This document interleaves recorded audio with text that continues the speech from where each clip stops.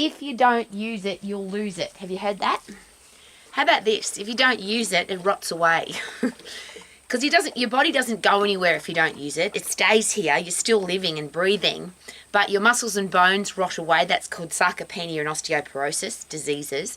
Your brain will rot away if you don't use it. That's called Alzheimer's and dementia. Your quality of life rots away because you're weak and frail or fat and diseased, or all of those put together. And none of that sounds very exciting to me. How about you?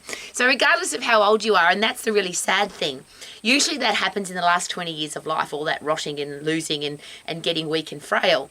But now, because people aren't moving, because people aren't exercising, because we're sitting on our ass all the time, not me, but people do, we now have very young people with very old bodies and very old brains. They're rotting away. So if you don't use it, it won't function effectively anymore.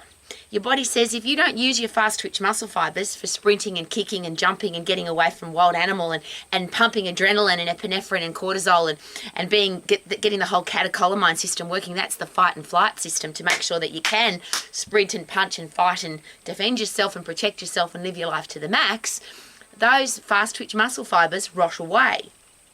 If you don't use your brain because you're putting it under challenge to get away from the threat, so if you're constantly whinging and moaning and complaining rather than doing something about it, then your brain rots away.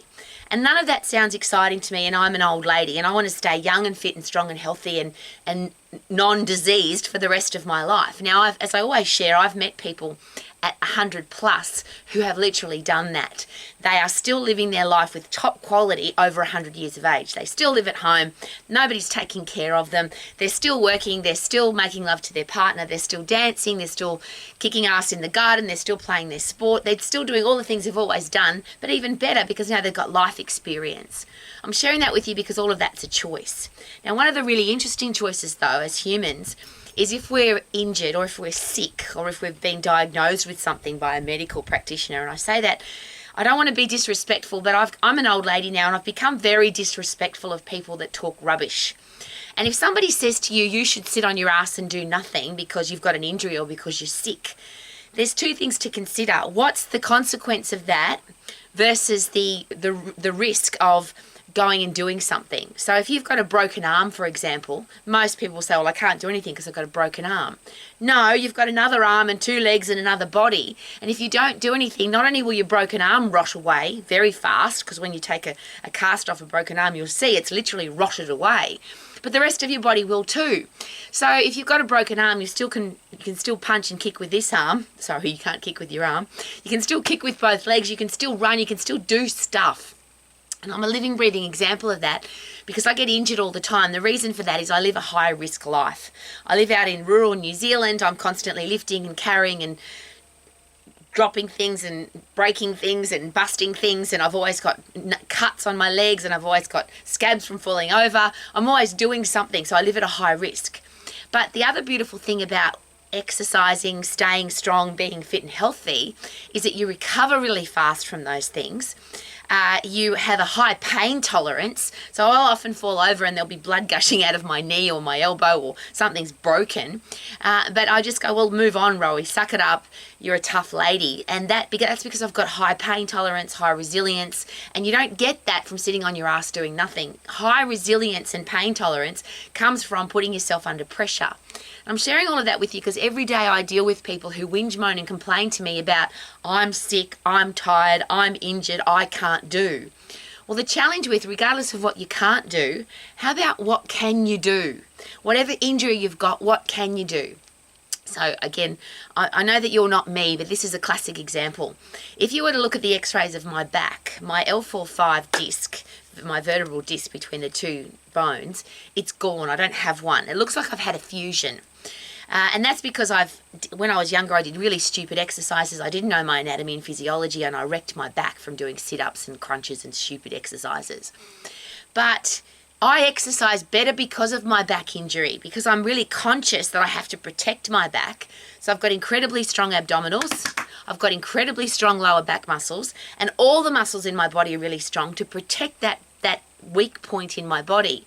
So I was told, you'll never be able to lift weights again, you'll never be able to sprint again, you'll have to just take it easy because you've got this really bad back injury. Well, that's just rubbish to me. I'm not living my life like that. So I adapted everything to make sure that my back injury wouldn't stop me. Now, sometimes does my back hurt? Yes. But here's when it hurts, when I'm doing nothing. If I don't have adrenaline pumping, and I'll use this as an example, as soon as my back starts to ache or hurt, I will go and do something where I'm not putting pressure in my back, but I'm getting really puffed. That's why I have a cross trainer. That's that exercise where you go flat out with your arms and legs in the upright position. So I'm not pounding my body, but I get really puffed, because puffing is the ultimate painkiller. When you've got sore bits in your body and you then produce adrenaline, you produce cortisol, epinephrine, the things that allow you to sprint. You also produce endorphins, which are a pain-killing neurotransmitter. You also produce cannabinoids, which is a pain-killing neurotransmitter, a pain-killing substance in your body. It's what's found in cannabis. So if your body's sore, the best thing you can do is get puffed, because the pain goes away. It doesn't matter what's going on. If I've got a broken nail, a broken foot, a sore back, a sore shoulder, whatever I've broken at the time, if it hurts, I go and get puffed, and then the pain goes away. Now, the other thing is, if you focus on the pain, it's going to get worse. If you keep saying, I'm sore, it hurts, I can't do it, I'm busted and broken, it's going to be worse, because your brain's focusing on that sore thing. So if I've got a sore bit, I'll go and get puffed, and then I go and do something, or I have to use my brain for something else, use my body for something else, and make sure that I'm not focusing on being soft and weak and frail. Now, I'm sharing that with you because that is a choice. I could very easily, I could live off government benefits because of my horrible back. I will never do that, of course, and I share that with you with a very open heart. I'm a taxpayer, and if you're a taxpayer, I never want to be a drain on the system. So if I can handle it, if I can do it, I never want somebody to have to pay for me, look after me, make sure that I'm okay. And the reason for that is there are plenty of people who need help from the government. People who have some serious things going on in their life and they can't look after themselves. But if I can look after myself, I don't want to be the person that sucks off the government.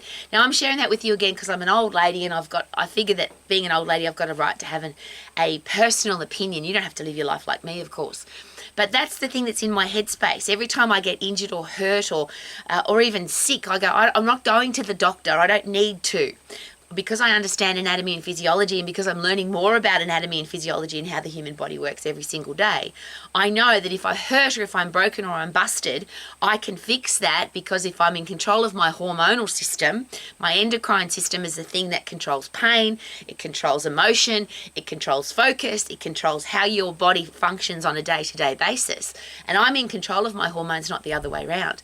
And I hear so many women say that to me: menopause, pregnancy, periods, I'm a woman, I feel terrible, I feel depressed, I feel emotional. That's because your hormones are controlling you, not the other way around. So once again, if I ever feel sad or angry, I go punch the bag, I go sprinting, I run through some soft sand, go move some big logs and rocks in the garden, because then my body's focusing on something else, not the emotion.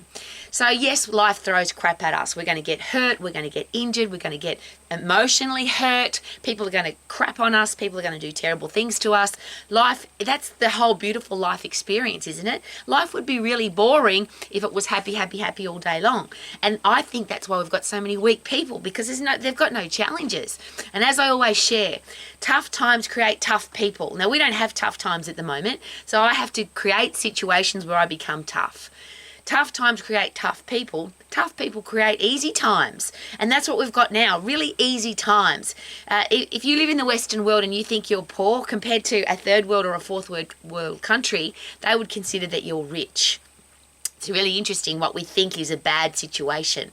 So easy times then create soft, weak, frail people who can't think for themselves. They whinge, moan and complain, and life is, I think, horrible. Because life is easy, you don't have to overcome any challenges. But easy times create weak people, and those weak people will, of course, then create tough times.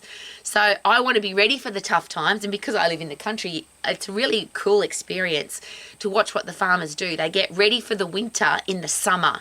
They get ready for the summer in the winter. They're constantly prepared for what's going to happen, whether it's wind or rain or snow or frost or too hot or drought. They're always doing something to be ready, and that's what I want to be. I want to be that human being, not the soft, weak, frail, diseased person that relies on other people to look after me.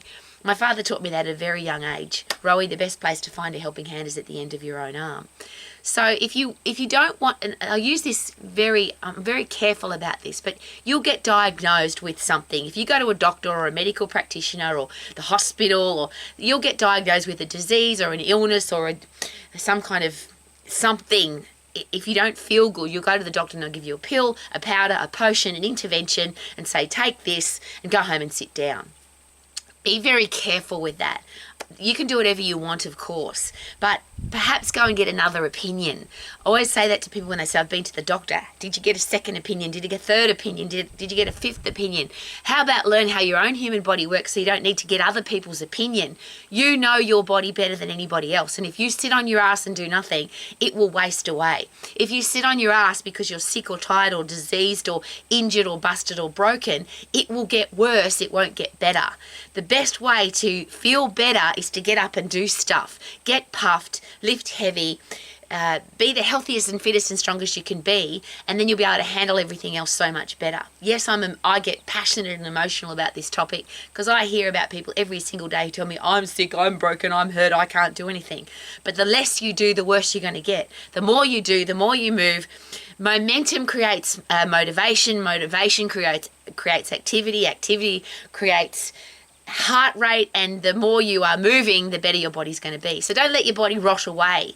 Be the healthy, fit, strong human being you can be if you choose to be, so you can live your life to the max. Super duper doo, how are you? Living my life to the max. What do you reckon, Judo? Woohoo, little Judes. Ha ha.